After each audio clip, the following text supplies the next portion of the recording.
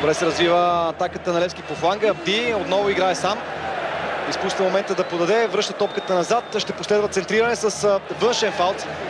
Александър Чанович окрути на Гърди за малко да го избяга топката. Беше длъжен и да изгони Борислав Стойчев през първото по време. Той не го направи.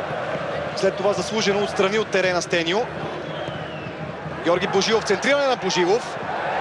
Там какво се получи, падат няколко футболисти. Юргачевич излиза, няма време за губене. Вратаря на Левски бързо хвърля ниско по тревата, за да може неговите съотборници да организират една от последните си атаки в този изключителен матч. Ернандес. Да видим сега как ще се развие атаката на Черноморе в заключителните минути на матча. Черноморе стига!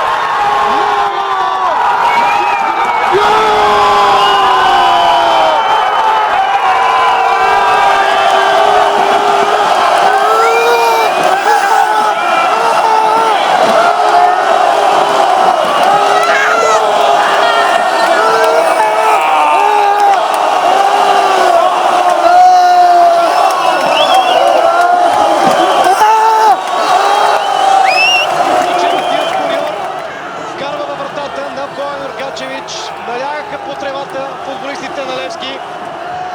А Матиас Кориор, ако матчът, разбира се, завърши по този начин, праща купата във Варна.